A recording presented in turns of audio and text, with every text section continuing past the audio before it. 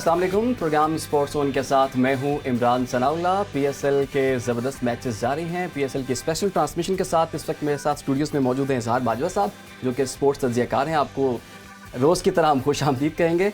और इसके साथ साथ हमारे साथ हमारे रिपोर्टर, स्पोर्ट्स रिपोर्टर अबू बकर बिलाल साहब भी मौजूद हैं, उनको भी वेलकम करेंगे। आज आपको बताते हैं जी, PSL 8 में आज लीग मैचेस का आखिरी दिन है और आज के दिन 2 मैचेस खेले जा रहे हैं। एक मैच तो इस वक्त जारी है, दोपहर 2 बजे पिंडी स्टेडियम में ये मैच शुरू हुआ इस्लामाबाद और पेशावर के दरमियान, और पेशावर ने इस्लामाबाद को जीत के लिए 180 का टारगेट दिया है। इस मैच पर भी हम बात करेंगे। शाम 7 बजे एक और अहम मैच होने जा रहा है, जो कि लाहौर कलंदर्स और कराची किंग्स के दरमियान होगा। लेकिन सबसे पहले हमें बात करनी है कल के मैच की, जो कि बहुत हाई स्कोरिंग मैच रहा है और दोनों टीमों ने 40 ओवर्स में 515 का बड़ा जो एग्रीगेट स्कोर जो है वो किया है। इतना ज़्यादा स्कोर हो गया, 262 स्कोर तो मुल्तान ने कर लिए और उसके जवाब में हमने देखा कि कोयटा ग्लैडिएटर्स जो था वो 253 कर सका। सिर्फ 9 रन से शिकस्त हुई, लेकिन जो अच्छी बात थी वो उस्मान खान की बैटिंग थी। कल के मैच पे बात कर लेते हैं। इजहार साहब, कल का मैच आपने देखा, हम रोज़ यही बात कर रहे हैं कि हर मैच हाई स्कोरिंग हो रहा है, क्या वजह है इसकी? देखिए, PSL की यही खूबसूरती है कि हर मैच आपको एक नया सरप्राइज़ देखता है। उस्मान खान इस टूर्नामेंट में कोई उनकी इतनी साबका बहुत अच्छी परफॉर्मेंस कोई नहीं थी, अचानक से वो आते हैं और PSL की सबसे तेज़ तरीन सेंचुरी वो बना डालते हैं 36 बॉलों में। उसके बाद जो कोयटा ग्लैडिएटर्स जब चेज़ करते हैं मुल्तान सुल्तान का इतना हाई टोटल 262 फॉर 3 जो मुल्तान सुल्तान ने कोयटा ग्लैडिएटर्स के लिए रखा था, मेरे लिए सरप्राइजिंग बात यह है कि आप देखेंगे 262 जो टारगेट है, अब 50 ओवर्स में एक दौर था कि 50 ओवर्स में जब आप एक्सपेक्ट करते थे कि 250 प्लस आपने स्कोर कर लिया तो अगली टीम को आपने बहुत मुश्किल टारगेट दिया। अब की जो सूरत हाल है, मौजूदा सूरत हाल में 250 तो T20 के लिए भी कोई ऐसा टारगेट नहीं लग रहा जो कि चेज़ नहीं किया जा सकता।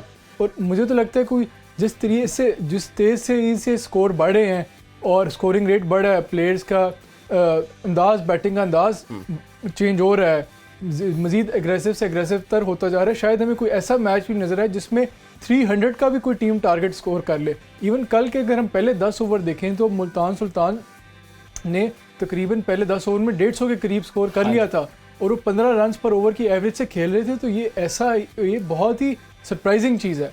जहाँ ये एक इंटरेस्टिंग चीज़ इस हवाले से है कि शायकीन जो क्रिकेट होते हैं वो हमेशा चक्के चौके और एग्रेसिव बैटिंग को पसंद करते हैं, लेकिन साथ ही साथ हमें ये भी बात करनी चाहिए कि अगर आप हर मैच में 200 प्लस स्कोर हो रहा है, इवन 250 तक T20 में स्कोर हो रहा है, तो मेरे ख्याल में जो 200 स्कोर की एक सैंक्टिटी थी या एक खौफ था, एक दबदबा था, वो अब ख़त्म हो रहा है।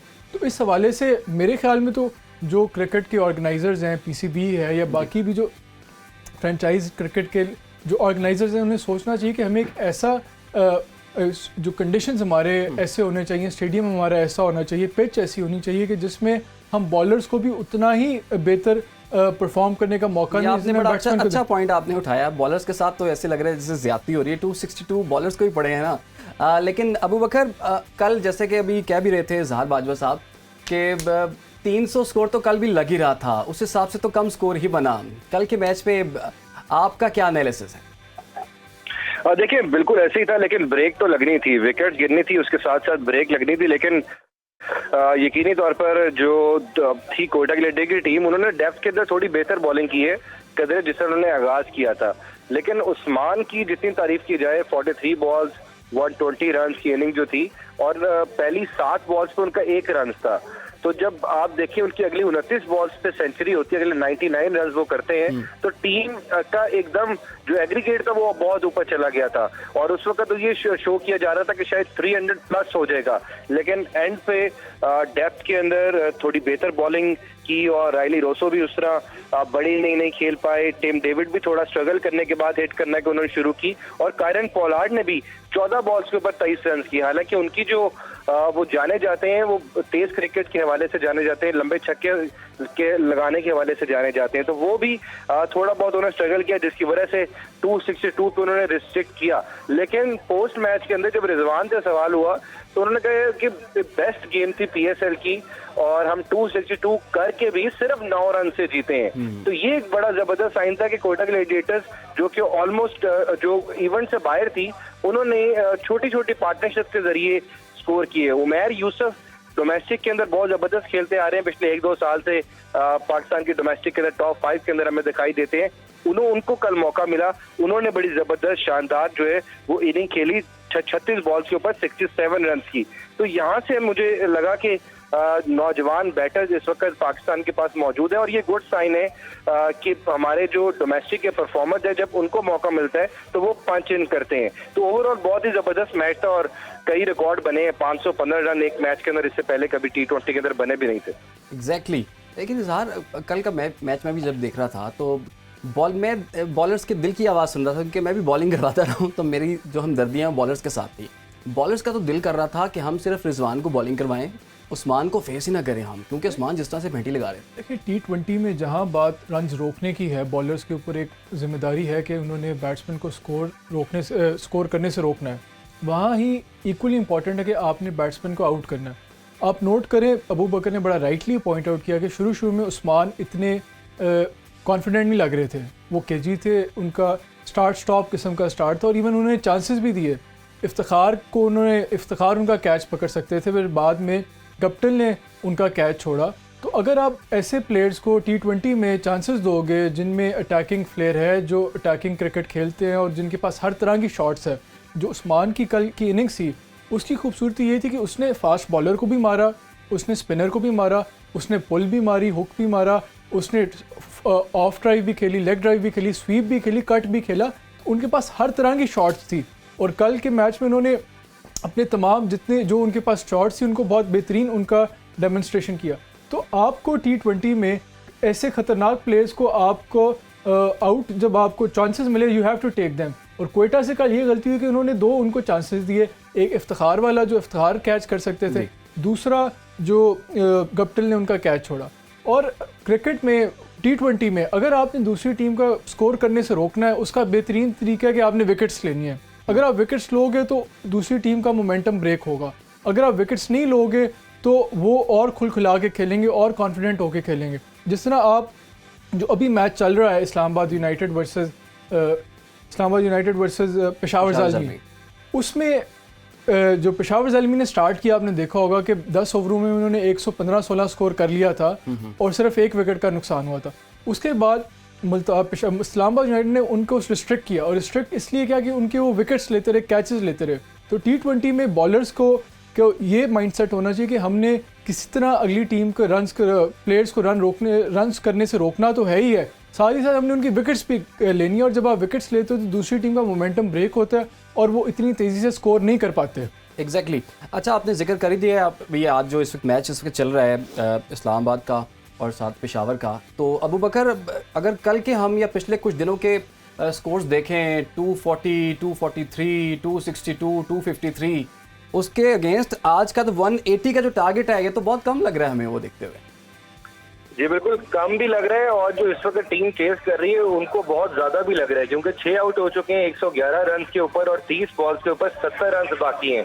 तो ये बिल्कुल शो कर रहा है कि पेशावर ज़ल्मी ने शायद अपनी माजी गलतियों से कुछ सीखा है और आज कदरे बेहतर बॉलिंग की है। मुजीब की जहाँ तक बात की जाए, उन्होंने यकीनी तौर पर प्रेशर बिल्ड किया इस मैच में आते साथ ही इस्लामाबाद यूनाइटेड के ऊपर, और जस्ट 4 ओवर्स के अंदर उन्होंने 23 रन दिए, चाहे वो विकेट नहीं ले सके। लेकिन साथ साथ जेम्स नीशम को आज दोबारा मौका मिला है, पेशावर ज़ल्मी की तरफ से उनको 2 मैचेस के अंदर ड्रॉप किया गया था, उन्होंने 2 विकेट हासिल किए 3 ओवर्स में 23 रन देके। तो ये अब लग रहा है कि यही विकेट अब टर्न कर रही है और 180 भी टीमों के लिए मुश्किल दिखाई दे रहा है। अच्छा, इसमें मैं मजीद बात करूंगा, जो हमने डे मैचेस देखे हैं उसमें इतने ज़्यादा स्कोर, इतना ज़्यादा टारगेट ना बैटिंग फर्स्ट टीम ने किया है ना सेकंड बैटिंग करने वाली टीम ने किया है। तो आज भी जो मैच हुआ है इसमें 180 का टारगेट, जो कि जिस तरह के रिसेंट ट्रेंड है, हर मैच में 200 प्लस स्कोर हो रहे थे, तो बाज़ाहिर तो बड़ा कम लग रहा था, लेकिन इंटरेस्टिंगली वो भी नहीं चेस कर पा रहे इस्लामाबाद यूनाइटेड। और आज की जो डिफीट है जो मोस्ट लाइकली अब जो सिचुएशन बनी है, इस्लामाबाद के 111 पे 7 आउट हो गए, उन्होंने 69 रन चाहिए 29 बॉलों पे, और जो रिक्वायर्ड रन रेट है वो तकरीबन 14.27 है।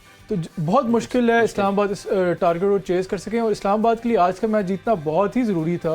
और उसकी वजह ये थी कि इस्लामाबाद इस टाइम 3rd पोजीशन पे और उनके 12 पॉइंट्स हैं, और अगर वो आज का मैच जीत जाते तो वो सेकंड स्पॉट पे चले जाते, वो मुल्तान सुल्तान्स को ओवरटेक कर लेते। तो वो अगर जो टॉप 2 टीम्स होती हैं PSL में वो क्वालिफायर खेलती हैं और जो थर्ड फोर्थ टीम होती है वो एलिमिनेटर खेलती हैं। इसमें फ़र्क ये है, मैं शायकीन की आसानी के लिए इसको एलेबरेट करना चाहूँगा। जो फर्स्ट और सेकंड प्लेस टीम होती है, जब वो एक मैच खेलती है, वो जो मैच आपस में जो खेल के जो मैच जीतती है जो सी टीम, वो डायरेक्ट फाइनल में चली जाती है। और जो मैच हार जाती है क्वालिफायर, वो थर्ड फोर्थ एलिमिनेटर के विनर से खेलती है। एक और चांस तो अब इस्लामाबाद यूनाइटेड को एक तो दोबारा से एक तो वो एलिमिनेटर खेलेंगे बज़ाहिर, तो उनके लिए हर मैच नॉकआउट की तरह होगा। और जो आज के रिजल्ट के बाद मोस्ट लाइकली ये लग रहा है कि जो एलिमिनेटर 1 होगा बिटवीन, वो भी इस्लामाबाद यूनाइटेड और पेशावर ज़ालमी के दरमियान ही होगा। और इस हवाले से पेशावर ज़ालमी को एक नफसियाती तौर पे भी इस्लामाबाद यूनाइटेड के ऊपर एज हासिल होगा, क्योंकि अभी जो लग रहा है उसमें ये लग रहा है कि पेशावर ज़ालमी इस्लामाबाद यूनाइटेड को हरा देगा।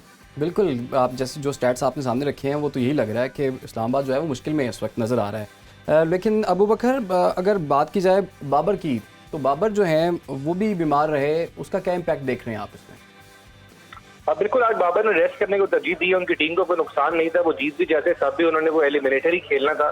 तो पिछले मैच के अंदर बड़े बावसूख ज़राए से हमें ज़ल्मी से पता चला था कि बाबर आजम को अच्छा खासा बुखार था, जिस वक्त उन्होंने फैसला किया कि वो बैटिंग करने जाएंगे। और बड़ी शानदार उन्होंने लगभग 70+ रन की इनिंग भी उन्होंने खेली। और उसके बाद उस मैच के अंदर भी बाबर फील्ड के लिए नहीं आए थे। TKC उन्होंने कैप्टनसी की थी फील्ड के दौरान, और बाबर आजम ने थोड़ा रेस्ट करने को तरजीह दी थी। तो आज उनकी टीम ने फैसला किया कि बाबर आजम को रेस्ट दिया जाए, ताकि आगे जो इम्पोर्टेंट मैचेस हैं, खासकर जो एलिमिनेटर का मैच है, उसके लिए बाबर आजम तैयार हो सके। ठीक है।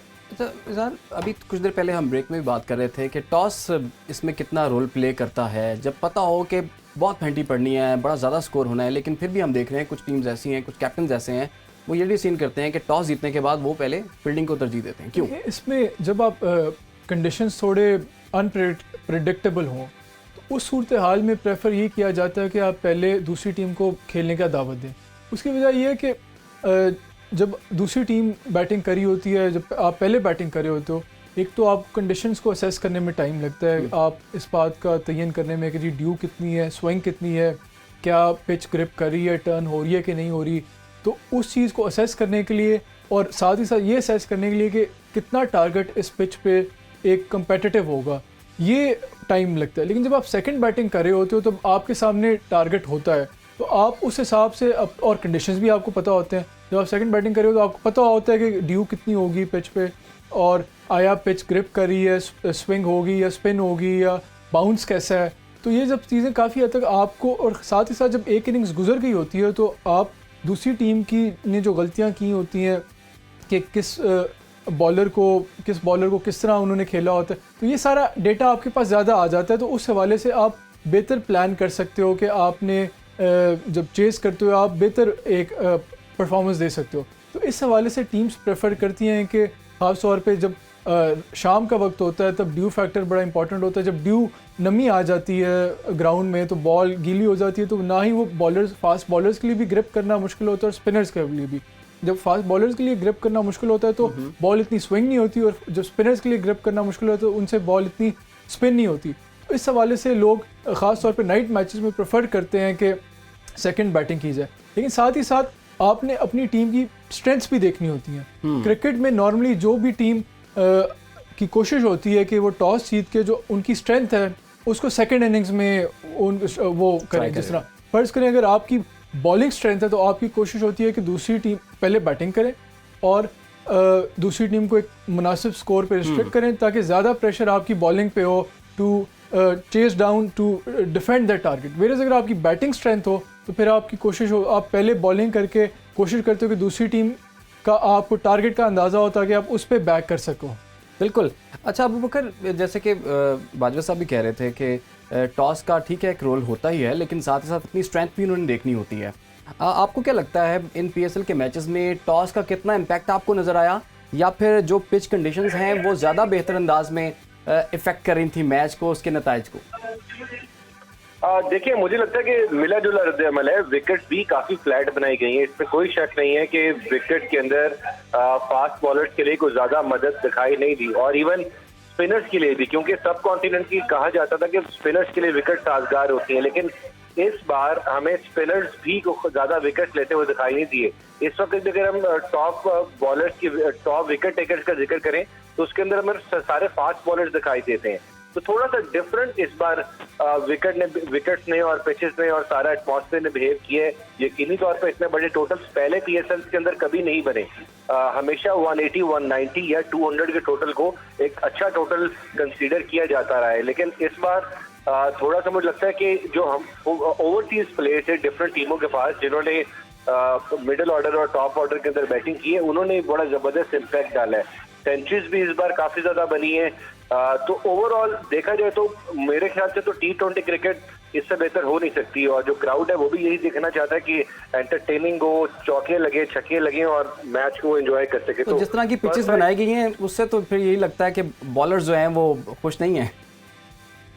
देखिए, बॉलर्स जिन्होंने क्वालिटी बॉलिंग की है उनको विकेट्स भी मिली हैं। फाइपर भी यहाँ पर बॉलर्स ने किए हैं, इवन के शाहिनशाह अफरीदी, अब्बास अफरीदी, इसके साथ साथ एहसान उल्लाह, ये तमाम वो बॉलर्स हैं जिनको फाइवर्स भी जिन्होंने किए हैं। जिन्होंने क्वालिटी बॉलिंग की है उनको शायद मार कम पड़ी है, लेकिन यकीनी तौर पर जो एवरेज बॉलर्स थे वो इस टूर्नामेंट के अंदर एक्सपोज जरूर हुए हैं और उनको बहुत ज्यादा रन भी पड़े हैं। कल हमने कैश अहमद, खासकर स्पिनर्स को हम देख रहे हैं कि स्पिनर्स उतने इफेक्टिव नहीं हो पा रहे, मां सवाए राशिद खान के।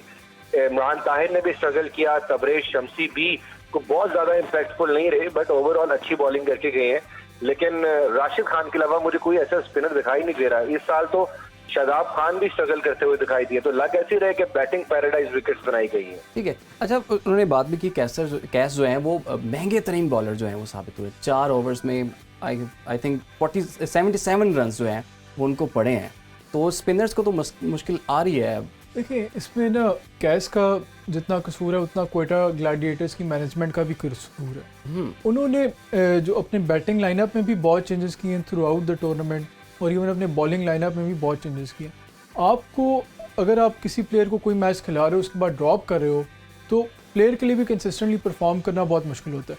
ये चीज़ हमें क्वेटा ग्लैडिएटर्स की टीम मैनेजमेंट जो उनकी स्ट्रैटेजी में ये कमी नज़र आई है। तो कैश को भी कभी ड्रॉप किया गया, कभी खिलाया गया, और किसी भी बॉलर को रिदम में आने के लिए को एक कंसिस्टेंट रन चाहिए होता है टीम के अंदर, वो क्वेटा ग्लैडिएटर्स में ने इनको नहीं दिया। साथ ही साथ इवन बाकी भी जो स्पिनर्स हैं, जिस तरह उस्मान कादर की बात करते हैं, उन्हें भी पेशावर ज़ालमी ने कुछ मैच में उन्होंने खिलाया, कभी ड्रॉप किया। तो जहाँ कंसिस्टेंट रन दिया गया है स्पिनर्स को, उन्होंने अच्छा परफॉर्म किया। आप उसामा मीर की बात करें, जहाँ उसामा मीर ने भी इस टूर्नामेंट में कदरे बेहतर बॉलिंग की है, और राशिद खान के बाद अगर कोई स्पिनर हमें नज़र आता है जिसने अच्छी बॉलिंग की है तो वो उसामा मीर है। तो साथ ही साथ जहाँ स्पिनर्स का कसूर है, या कह सकते हैं उनकी परफॉर्मेंस का या उन है कसूर एप्लीकेशन का, साथ ही साथ वहाँ टीम की स्ट्रैटेजी का भी बड़ा क्रूशल रोल है कि आप अपने प्लेयर को किस तरह यूटिलाइज करते हो।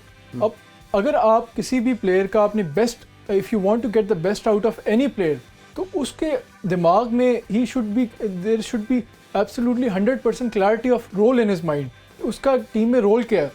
बाज़ औक़ात नवाज़ है, जिस तरह अगर आपने नवाज़ के बारे में आपको क्लियर होना चाहिए कि आया आपने उसको पावर प्ले के ओवर्स में यूज़ करना है, या मिडल ओवर्स में यूज़ करना है, या डेथ ओवर्स में यूज़ करना है। और नवाज़ को भी कभी क्वेटा ग्लैडिएटर्स ने पावर प्ले में यूज़ किया, कभी मिडल ओवर्स में यूज़ किया। जिस तरह राशिद खान की जब हम बात करते हैं, राशिद खान की भी परफॉर्मेंस का यही राज है कि उन्हें लाहौर कलंदर्स ने बड़ा कंसिस्टेंटली मिडल ओवर्स में यूज़ किया, और उस मौक़ों पे यूज़ किया जहाँ उनकी स्ट्रैटेजी बहुत क्लियर थी कि उन्होंने दूसरी टीम का रिदम ब्रेक करना है विकेट्स लेके। तो जिन टीम मैनेजमेंट ने पहले तो इतना क्रिकेट में जो ख़ास तौर पे T20 में लोग बात करते हैं कि बहुत शॉर्ट ड्यूरेशन की गेम होती है, तो इसमें इतना टैलेंट या स्किल का ज़्यादा रोल होता है, लेकिन साथ ही साथ इसमें आपकी स्ट्रैटेजी और टैक्टिक्स का भी बड़ा रोल होता है। तो अगर आपके पास बहुत अच्छा आर्सेनल है, अच्छे प्लेयर्स हैं, अच्छा टैलेंट है, उतना ही ज़्यादा आप पे जिम्मेदारी है कि आप उनका बेहतरीन यूटिलाइजेशन कैसे करते हो। बिल्कुल आपने ठीक कहा है, और आज के जो 2 मैचेस हैं उन पे भी हम बात करेंगे। इस वक्त जो मैच चल रहा है पेशावर का, उस हवाले से भी हम आपको थोड़ा सा एनालिसिस देंगे। इजहार साहब और अबू बकर बिलाल हमारे साथ मौजूद हैं। दूसरे मैच पे भी बात करेंगे, लेकिन फ़िलहाल यहाँ पर एक छोटी सी ब्रेक।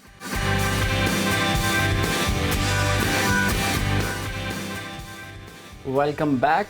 दोहा में लेजेंड्स लीग का मेला पूरी आबोताब के साथ जारी है, जैसे कि आप जानते हैं, और दुनिया भर के जो लेजेंड्स हैं वो आपको इन एक्शन नज़र आएंगे। वहाँ पर क्या हो रहा है ये जानने के लिए, इसकी मालूमात हासिल करने के लिए हमारी एक टीम यानी कि सुनो न्यूज़ की टीम, एंकर इरफान ज़हीर भी वहाँ पर मौजूद हैं, जो कि आप तक पहुँचाएंगे और आपको बताएंगे कि वहाँ पर इस वक्त क्या माहौल है। पहले ज़रा वो देख लेते हैं।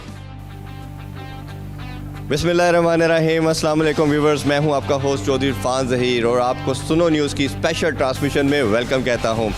नाज़रीन, जैसे हम देख रहे हैं कि PSL का मेला पाकिस्तान में सजा हुआ है, एक्साइटमेंट का लेवल बहुत ज़्यादा है और आपको बताता चलूँ ये स्पेशल कतर दोहा में भी कुछ होने जा रहा है। Yes absolutely, we are here in Qatar Doha for legend league.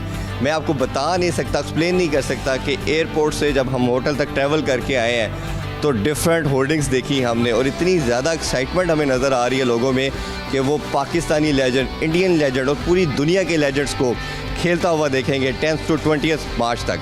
थोड़ा सा अगर इस हवाले से मैं आपको मज़ीद बताता चलूँ कि जैसे सुनो न्यूज़ ने ये इनिशिएटिव लिया है कि लेजेंड लीग को कवर करने के लिए हम लोग इधर आए हैं, इसमें हम आपको लेजेंड्स की जहाँ इंटरव्यू सुनवाएंगे, उसके अलावा एक और बड़ी अच्छी ज़बरदस्त चीज़ भी आपको हम बताएंगे।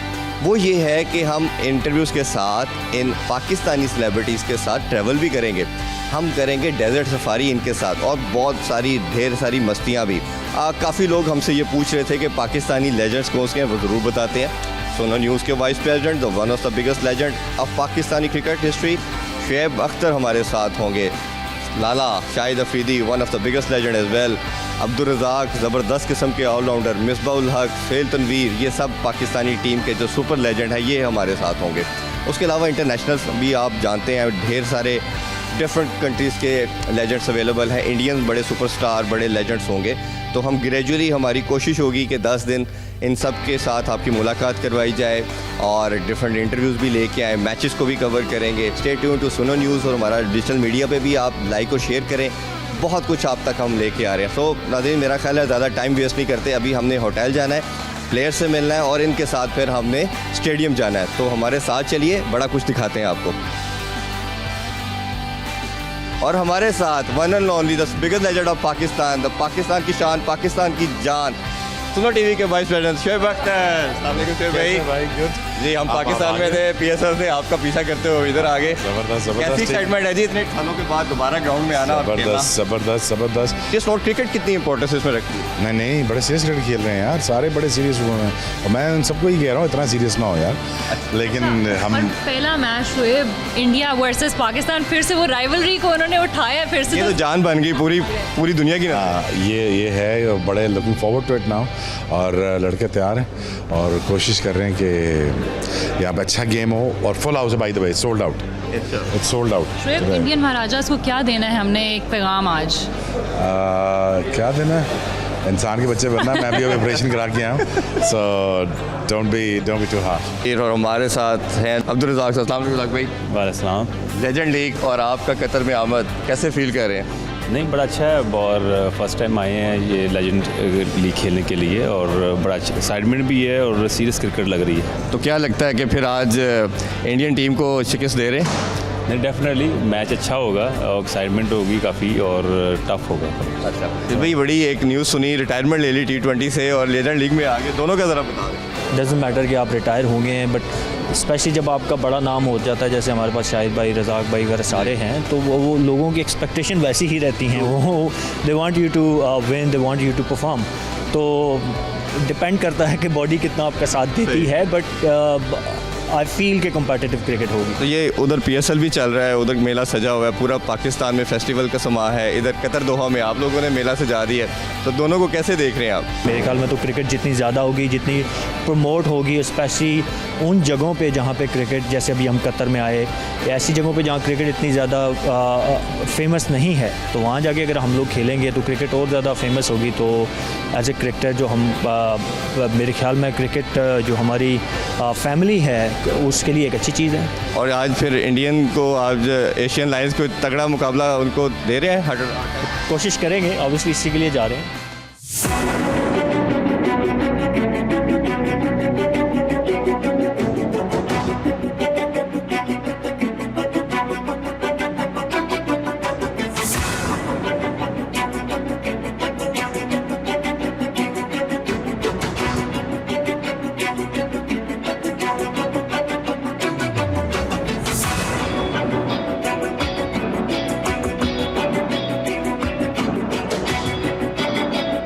We are here at Doha Qatar, और लेजेंड लीग की जब बात हो तो लेजेंड्स भी सब आपको नज़र आ रहे होंगे। आज पहला मैच है जी मिनाइल, किन का मैच है? मैच है भी इंडियन महाराजास और एशियन लॉयंस के बीच में, जो कि बिल्कुल राइवलरी ने टक्कर की होगी। आज पाकिस्तान और इंडिया की हम फिर से देखेंगे। और हम बाहर से जब अंदर आए हैं तो पूरा जैम पैक, और मेरा ख्याल है कि आपको ये एक फील शारजा की फील होगी। और इन्होंने जो दोहा के अंदर एटमॉस्फेयर आपको नज़र आ रहा है, और इतने बड़े सुपरस्टार शाहिद अफरीदी, मिसबाह हक, शोएब अख्तर, सारे बड़े बड़े लेजेंड हमारे साथ हैं, और मेरा ख्याल है कि ये क्राउड को बड़ा ज़बरदस्त कुछ देखने को मिलेगा। जी मिसबाह भाई, कैसा एटमॉस्फेयर फील कर रहे हैं? पाकिस्तान इंडिया की राइवलरी तो हमेशा बड़ी फेमस रही है, और ये जो दोहा कतर में हम लेजेंड्स को देख रहे हैं सारे, माशाल्लाह बड़ा ज़बरदस्त एटमॉस्फेयर है, कैसे देखें? जी बिल्कुल, बड़ा इम्पोर्टेंट है, स्पेशली जब भी आप इकट्ठे होते हैं पुराने जितने भी प्लेयर्स हैं। It's always good after long long time जब आप बाहर रहते हैं, दोबारा से ग्राउंड में आते हैं, उसको एंजॉय करते हैं, खेलते हैं। It's always something which you enjoy. जी मिसबाह साहब, आपकी आज की क्या स्ट्रेटजी, इंडियन महाराजास को कैसे हराना है? सिंपल, टॉस जीत के भी बैटिंग की है तो कोशिश करेंगे कि अच्छा टोटल करें, और उसके बाद बॉलिंग हमारे पास अच्छी है। कुछ करंट ऑलमोस्ट प्लेयर्स हैं तो कोशिश करेंगे डिफेंड करें उसको। कुछ लोग समझ रहे हैं कि इट्स प्योरली इंटरटेनमेंट, तो आप लोग कितने कीन हैं और कितने सीरियस है इसको मैचेस को लेकर? नहीं, इस दफ़ा तो बहुत अच्छी टीम है। ऑलमोस्ट जितने भी क्रिकेटर्स हैं मोस्टली वो क्रिकेट खेल रहे हैं, करंटली खेल रहे हैं, तो I think it is going to be a tough competition. जब लेजेंड की बात हो रही है तो we have another legend with us, अफगानिस्तानी कैप्टन। अस्सलाम वालेकुम फरहान नबी साहब, कैसे हैं? ठीक-ठाक हैं? अल्हम्दुलिल्लाह, शुक्र है। सर, एटमॉस्फेयर को कैसे देख रहे हैं? पाकिस्तान इंडिया का मुकाबला तो आपके अफगानिस्तान के साथ भी बड़ी राइवलरी हमारी बन चुकी है, कैसे लग रही है? ज़बरदस्त। क्रिकेट को क्रिकेट की नज़र से देखना चाहिए, ये एक स्पोर्ट्स है। ग्राउंड में आप किसी के खिलाफ भी आपका मैच तो सब सीरियस ही लेते हैं। मैच के बाद सब जो है ना भाई भाई होते, दोस्त होते, एक दूसरे के साथ डिनर करते हैं, मगर ग्राउंड में कोई किसी का भाई नहीं, कोई किसी का दोस्त नहीं है। अच्छा, जब भी जो मैच होने जा रहा है पाकिस्तान का और अनाउंसमेंट हो चुकी है अफगानिस्तान के हवाले से, उस हवाले से 3 मैचेस को कैसे देख रहे हैं आप जो शारजा में होने जा रहे हैं? मेरे ख्याल में ज़बरदस्त मैचेस होगी, क्योंकि शारजा जो है उधर अफगानिस्तान काफ़ी क्रिकेट खेल चुकी है, तो ज़बरदस्त पाकिस्तान को टफ़ टाइम मिलेगा वहाँ पे, क्योंकि अफगानिस्तान और पाकिस्तान के काफ़ी मैचेस हो चुके, काफ़ी टफ़ मैचेस हो चुके। तो अफगानिस्तान के लिए एक अपॉर्चुनिटी है कि एक सीरीज़ हो रहा है, तो मेरे ख्याल में अगर एक टीम के फर्स्ट मैच में कोई गलती करेगा तो वो उसको सुधार सकता है। अच्छा अफगान साहब, आप लोग पहले टॉस जीत के पहले बैटिंग की तरफ जा रहे हैं, तो इसके पीछे क्या स्ट्रेटजी है? आई थिंक तो कैप्टन को बेहतर मालूम, मगर हमारी जो बॉलिंग है वो जैसे सुहेल तनवीर हो गया है, जिस श्रीलंकन बॉलर हो गया, वो रेगुलर क्रिकेट खेल रहे हैं, तो मेरे ख्याल में हमारी बॉलिंग थोड़ी बेस्ट है। मुझे ऐसा लग रहा है, क्योंकि विकेट हमने देखी नहीं है, तो बाद में हो सकता है थोड़ा स्पिन का चांस भी है। So we will talk about the legends. We have another Sri Lankan legend with us. Hi sir, how are you? I'm good, thank you. And how's the atmosphere, sir? Great. Feel again we're playing under another full crowd today. Yeah, hopefully everyone is ready to go the first game. Everyone is playing. That's nice to see. Is everyone playing well and try to do different things, especially a short format of game. And you see, this cricket is quite competitive. Regardless, all players have retired. I think it's every compared to last 2 years. I think much better and more competitive cricket is. I think it's for the legends here, and we have to start the training back home before the tournament start. At least 1-2 months ago, they have to go to the gym and run a little bit and they hit in the nets before they come to the tournament. I think it's not easy. We think it's easy cricket, not easy cricket. It's competitive cricket. Everyone playing very serious cricket.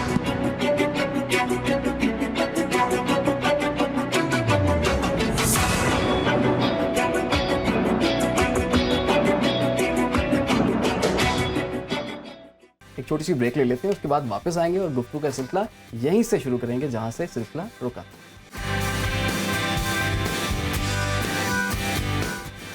Welcome back. आज का पहला match तो हो चुका और जो कि पेशावर ज़ल्मी ने 13 रन से मैच जीत लिया है। इस्लामाबाद को इसमें शिकस्त का सामना करना पड़ा है। अब बात कर लेते हैं आखिरी हिस्से में जी दूसरे मैच की, जो कि 7 बजे होगा लाहौर में ही, लाहौर कलंदर्स और कराची किंग्स के दरमियान। Lahore Qalandars top of the list, Karachi आखिरी नंबर की टीम को मुकाबला नज़र आता है आपको? देखिए, ये मैच बज़ाहिर तो एक डेड रबर नज़र आ रहा है, क्योंकि इस मैच के आउटकम का पॉइंट्स टेबल पे कोई फ़र्क नहीं पड़ेगा। लाहौर टॉप ही रहेगा, चाहे वो मैच आज का हारता या जीता, कराची बॉटम पे रहेगा। लेकिन ये मैच इस हवाले से कराची के लिए इंपॉर्टेंट है कि जो कराची के शायकीन क्रिकेट है उनके लिए ये PSL बहुत ही डिसअपॉइंटिंग रहा है। उनके जो प्लेयर्स होंगे उनकी ख्वाहिश होगी कि अपने फैंस को हम कुछ ना कुछ चीयर करने के लिए आज की गेम में दें। ख़ास तौर पे कुछ ऐसे प्लेयर्स जो कराची के हैं जो in contention for Pakistan national side है, उनकी भी कोशिश होगी कि अच्छा परफॉर्म करें। जिस तरह इमाद वसीम है, उनका एज ए कैप्टन तो शायद टूर्नामेंट इतना अच्छा नहीं गया, उन्होंने अदरवाइज इस टूर्नामेंट में बहुत बेहतरीन परफॉर्म किया। आप जैसे अभी हम बात कर रहे थे, वो कराची के टॉप 5 जो हैं बैट्समैन हैं, उन जो PSL के टॉप 5 बैट्समैन हैं उनमें उनका शुमार है। तो वो कोशिश करेंगे कि इस टूर्नामेंट को एक पॉजिटिव नोट पे करें। बाकी भी कुछ प्लेयर्स हैं, शर्जील है और इस तरह के जो प्लेयर, इनकी ख्वाहिश होगी कि हम कराची का एक पॉजिटिव, एक जाते जाते अपने फैंस को एक अच्छी इनको दें, विक्ट्री दें। वेयरएज लाहौर कलंदर के लिए मैच बड़ा इंटरेस्टिंग होगा। इस हवाले से दो तरह से वो इस मैच को ले सकते हैं, क्योंकि उनकी टॉप पोजीशन तो इस टूर्नामेंट में सिक्योर हो गई है और ये भी सिक्योर होगा कि वो अपना क्वालिफायर खेलेंगे मुल्तान सुल्तान के साथ, और जो क्वालिफायर इन दोनों टीमों में से जीतेगा वो फाइनल के लिए क्वालिफाई कर जाएगा, और जो हारेगा वो 3rd-4th प्लेस का एलिमिनेटर से खेलेगा दोबारा क्वालिफायर फाइनल की क्वालिफाई करने के लिए। तो लाहौर कलंदर इस मैच को 2 तरीके से अडॉप्ट कर सकते हैं जी। एक तो उनके लिए ये अप्रोच अडॉप्ट कर सकते हैं कि जो उनका बेंच है, कुछ प्लेयर्स जिनको वो अभी तक मौका नहीं मिला उनको मौका दें इस मैच में, और जो उनके मेन प्लेयर्स हैं उनको इस मैच में रेस्ट करें, ताकि एक तो इसका ये फ़ायदा, एक तो ये भी फ़ायदा है कि जो प्लेयर्स बेंच है उनको मौका मिल जाए आके अपने परफॉर्म करने का। दूसरा ये भी फ़ायदा होता है कि जो आपके मेन प्लेयर्स को अगर आप रेस्ट करते हो तो आप इंजरी से उनको प्रोटेक्ट कर रहे हो, तो ये अप्रोच भी अडॉप्ट किया जा सकता है। दूसरा ये अप्रोच लाहौर कलंदर अडॉप्ट कर सकते हैं कि क्योंकि क्रिकेट में या किसी भी स्पोर्ट में मोमेंटम बहुत इंपॉर्टेंट होता है। एग्जैक्टली इस टाइम लाहौर कलंदर का एक विनिंग मोमेंटम चल रहा है, तो अगर वो ये स्ट्रैटेजी अडॉप्ट करते हैं कि वो अपने प्लेयर्स को ड्रॉप करते हैं या रेस्ट करते हैं, उससे ये लाइकलीहुड है कि उनका विनिंग मोमेंटम डिस्टर्ब हो। बाजवा साहब, एक तो माहौल इधर PSL में, एक दोहा में भी आपने देख लिया।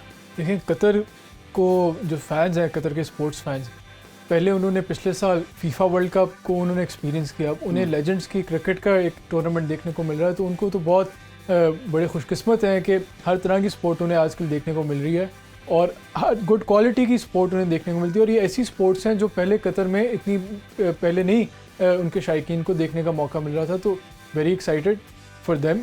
और अभी PSL पे बात करते हैं तो अभी जो स्टेटस है इस्लामाबाद यूनाइटेड और पेशावर ज़ालमी के मैच का, हमें लग रहा था कि पेशावर ज़ालमी जो है वो इस्लामाबाद यूनाइटेड को बआसानी हरा लेगी, लेकिन अभी कुछ कमबैक किया इस्लामाबाद यूनाइटेड ने और फ़हीम अशरफ और मोहम्मद वसीम ने पार्टनरशिप लगा ली है 47 रन की। सिर्फ 3.2 ओवर्स में उन्होंने 47 रन किए हैं और इस टाइम उन्हें 22 रन चाहिए 7 बॉलों में। मुश्किल है, लेकिन ये दोनों, वसीम भी हिटिंग कर सकते हैं और फ़हीम भी हिटिंग कर सकते हैं, और ये बड़ा इंटरेस्टिंग होगा कि आखिरी ओवर कैसा जाता है। बिल्कुल, ये अब 6 बॉल्स पे जी 21 रन हैं, 6 बॉल्स 21 रन। कल हमने देखा कि एक ओवर में 27 स्कोर भी पड़ा है, तो आपको लगता है कि ये जो दो आप कह रहे हैं कि दोनों बैटर्स हैं, तो ये 6 बॉल्स पे 21 कर सकते हैं? बैटर्स नहीं, ये बेसिकली ऑलराउंडर्स हैं, लेकिन इन दोनों में हिटिंग का पोटेंशियल है। वसीम भी हिटिंग कर सकते हैं और फ़हीम भी हिटिंग कर सकते हैं, तो ये मैच आखिरी बॉल तक जाएगा। लेकिन अगर कोई एक विकेट गिर जाती है इनमें से किसी एक की, फिर मुश्किल होगा इस्लामाबाद यूनाइटेड के लिए मैच में कमबैक करना। ठीक है, अबू बकर भी हमारे साथ मौजूद हैं। अबू बकर, आपको क्या लगता है 6 बॉल्स पे 21 रन पॉसिबल है? बिल्कुल, मुझे लगता है पॉसिबल तो है, और Fahim Ashraf in form player हैं, तो इनके होते हुए 3 छक्के मेरा ख्याल लग भी सकते हैं। और खुरम शहजाद के बारे में जब मुझे लग रहा है कि शायद उनको ओवर मिलेगा, तो वो भी काफी एक्सपीरियंस बॉलर है, डोमेस्टिक के अंदर काफी उनको बॉलिंग करने का तजर्बा है और पिछले 4-5 साल से हम उनको देख रहे हैं कि रेगुलर प्रॉपर डोमेस्टिक क्रिकेट खेल रहे हैं, तो टफ बैटर लगती है मुझे। लेकिन इसको ये नहीं कहा जा सकता कि ये टोटली इम्पॉसिबल स्कोर है, पॉसिबल जरूर है बट टफ जरूर होगा इस्लामाबाद यूनाइटेड के लिए।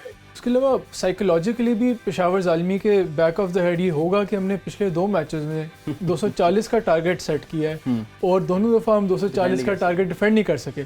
तो अभी भी जिस तरह अभी हम देख रहे थे 3-4 ओवर पहले, तो लग रहा था जैसे इस्लामाबाद इस गेम से बिल्कुल ही बाहर हो गया है। तो जिस तरह इस्लामाबाद ने कमबैक किया है, तो नफसियाती तौर पे मेरे ख्याल में साइकोलॉजिकल पॉइंट ऑफ व्यू से इस टाइम इस्लामाबाद को एज हासिल है और पेशावर ज़ालमी थोड़ा अंडर प्रेशर होगा। ठीक है, अगर दोनों टीमों का कंपैरेटिव एनालिसिस करें, अगर टीम को अगर दोनों साइड्स पे देखें, आपको कौन सी टीम ज़्यादा स्ट्रॉन्ग नज़र आई? देखिए, ओवर इस टूर्नामेंट में तो कोई शक ही नहीं कि इस्लामाबाद यूनाइटेड ने पेशावर ज़ालमी से बहुत बेहतर खेला है। इस्लामाबाद यूनाइटेड की तो शुरू से ही हम ट्रांसमिशन में कहते रहे कि इस टूर्नामेंट का डार्क हॉर्स है और उनकी जो स्टाइल है क्रिकेट का, उसकी जितनी तारीफ़ की जाए वो कम है। उन्होंने शादाब की लीडरशिप के अंडर एक अटैकिंग क्रिकेट का स्टाइल उन्होंने अपनाया है। जिस तरह हम इंग्लैंड की T20 या ODIs की साइड को देखते हैं कि हर बैट्समैन आता है, अपनी नेचुरल गेम करता है, अटैकिंग क्रिकेट खेलता है, सिचुएशन और कंडीशंस की परवाह किए बगैर नेचुरल गेम करते हैं और अटैकिंग क्रिकेट खेलते हैं। इसी तरह बिल्कुल इसी तरह इस्लामाबाद यूनाइटेड ने भी इस टूर्नामेंट में खेला है। उनका हर प्लेयर जो भी आया उसने एग्रेसिव क्रिकेट के लिए, कॉलिन मनरो देख लें, आज़म खान देख लें, एलेक्स सेल्स देख लें, तो जितना भी इस्लामाबाद यूनाइटेड का जो स्टाइल है उसको हमें अप्रिशिएट करना चाहिए। तो ओवरऑल जबकि पेशावर ज़ालमी का हम एनालाइज़ करते हैं तो उन्होंने भी बहुत अटैकिंग, उनके पास बैट्समैन है, टैलेंट है, साइम अयूब है, मोहम्मद हारिस है, बाबर आजम है, टॉम कोलर कैडमोर है, रोमन पावल है, लेकिन बॉलिंग डिपार्टमेंट में जो इस्लामाबाद यूनाइटेड के पास ऑप्शंस हैं वो शायद पेशावर ज़ालमी से ज़्यादा हैं। इस्लामाबाद यूनाइटेड के पास रुमान रईस है, फ़हीम अशरफ है, हसन अली है, इवन अबरार अहमद को भी उन्होंने कुछ मैचेस में मौका दिया। वेरस जो पेशावर ज़ालमी का बॉलिंग लाइनअप है वो थ्रू आउट टूर्नामेंट थोड़ा हमें कमज़ोर नज़र आया है। वहाब रियाज हालांकि वो पाकिस्तान की नुमाइंदगी कर चुके हैं, फ्रंट लाइन बॉलर रहे हुए हैं, लेकिन अब वो अपने कैरियर के ट्वाइलाइट पे है तो इतना अच्छा वो परफॉर्म नहीं करे। अरशद इकबाल ने हिट एंड मिस रहे हैं, कुछ मैचेस में अच्छा किया, कुछ मैचेस में उन्होंने मार खाई है। इसी तरह उस्मान कादिर भी हैं, कुछ मैचेस में वो उन्होंने अच्छा किया। तो बैटिंग दोनों की शायद इक्वली गुड है, लेकिन बॉलिंग इस्लामाबाद की पेशावर ज़ालमी से बेहतर है। ठीक है अबू बकर, दोनों टीमों पे आपका क्या एनालिसिस है, क्या वीकनेस है और क्या स्ट्रेंथ्स हैं इनकी? देखिए इस वक्त तो खुरम सिदार ने जिस तरह की बॉल की है, जिस पर उनको छक्का पड़ा है, अगर इस तरह की 2 बॉलें और हुई तो फिर तो पेशावर ज़ालमी के पास से एक और मैच निकल जाएगा। लेकिन जहाँ तक आप बिल्कुल इजहार की बात से मैं एग्री करूंगा कि इस्लामाबाद यूनाइटेड थोड़ी सी ज्यादा बैलेंस साइड दिखाई देती है अगर कंपैरिजन किया जाए पेशावर ज़ालमी की निस्बत। पेशावर ज़ालमी ने बहुत सारे एक्सपीरियंसेस किए हैं, लेकिन यहाँ पर एक बड़ी विकेट मिली है इस वक्त पेशावर ज़ालमी को। फ़हीम अशरफ वापस जा चुके हैं और 3 बॉलों पर 14 रन रह गए।